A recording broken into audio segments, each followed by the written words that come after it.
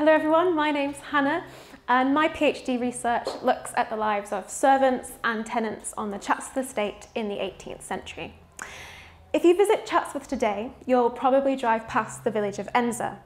It's a chocolate box little village with a beautiful church and a lovely cafe.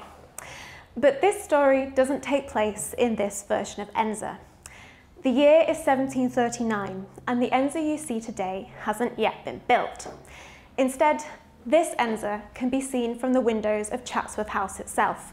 In fact, the only thing separating it from the house is the River Derwent.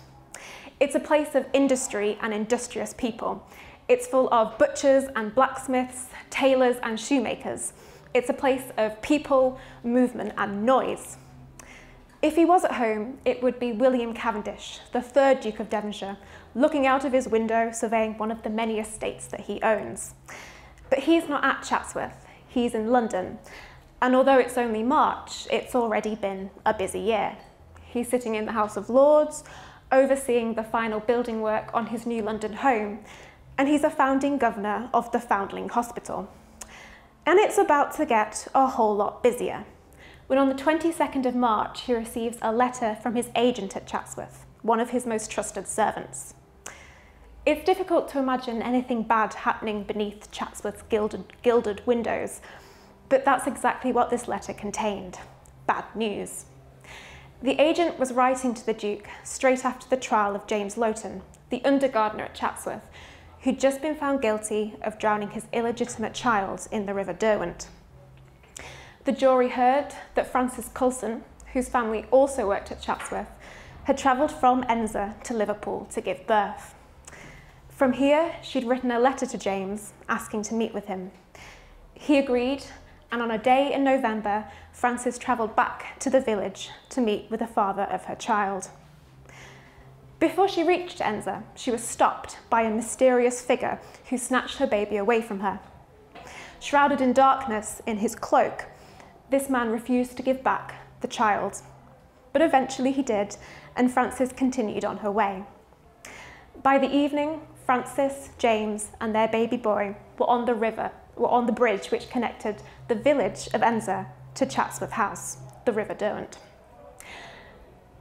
Here, James asked to hold his baby boy, but he didn't have any of the feelings of joy or happiness that you might expect.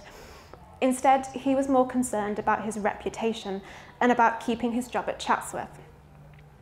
Fearing for her own life, Frances ran away, and the following morning, a little body was pulled from the river, and James was arrested and held prisoner at the village inn. Writing to the Duke, the agent said it would be more accurate to say that James had been butchered by the court, rather than convicted. The judge refused to listen to any of James's evidence or let him call any of his own witnesses. And instead, the judge chose to believe the evidence of a jailer who said that James had spent the night praying to God to forgive him of his great sins.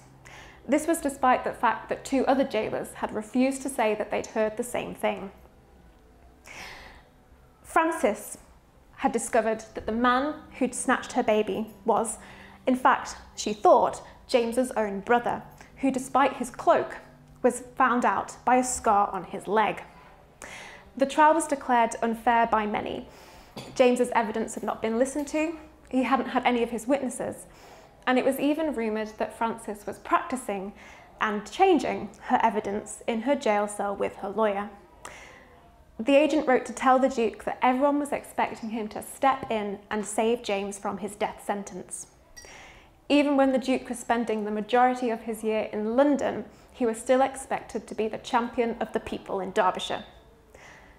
Over the next week and a half, the Duke received many petitions from several different people, all asking him to step in and save James. However, they all have a slightly different version of events. Some argued that Frances had never sent a letter to James in the first place, and therefore the rest of her evidence must be false. Others argued that Frances, from the moment she was first arrested, was changing her evidence and not to be trusted. And one even suggested that the coroner in charge of the case was not properly qualified, and therefore the rest of the trial should be void. They did all agree, however, that the evidence of the jailer was not to be trusted.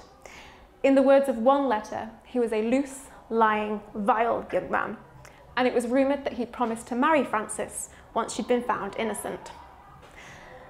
A month later, the story changes again. Gossip was spreading through Edensor and as far away as Derby, this time begun by James's own sister. She argued that what really happened that night was that Frances and James were passing the child between them when the child slipped and fell into the river. Now, this is perhaps a tale that's a bit difficult to believe. And by this point, you're probably just as confused as the Duke was after receiving all of these letters. In fact, this was a tale too far for the Duke, who was now beginning to doubt if James was even innocent at all.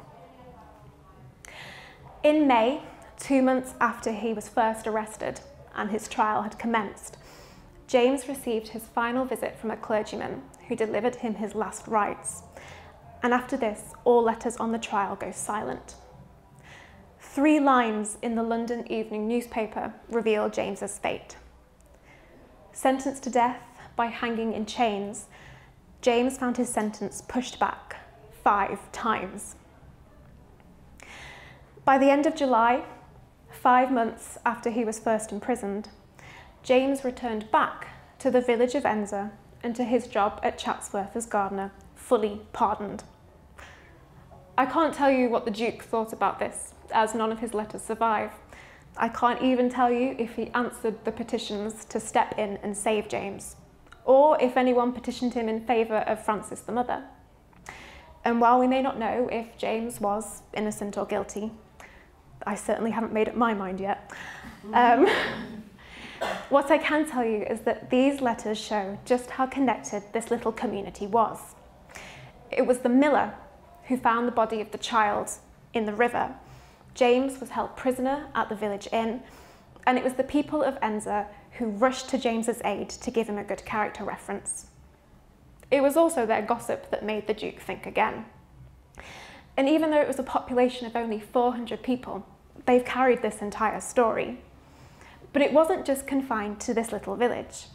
The trial itself was in Derby. Gossip and rumours spread throughout Derbyshire, and you could even read about it in the London newspapers. So, next time you visit Chatsworth and you drive past the village of Edensor with its gabled cottages, manicured gardens and homemade jam, just remember that whilst it may be small and in the middle of the countryside, it has a story to tell, and it's connected to so much more than you may first think. Thank you.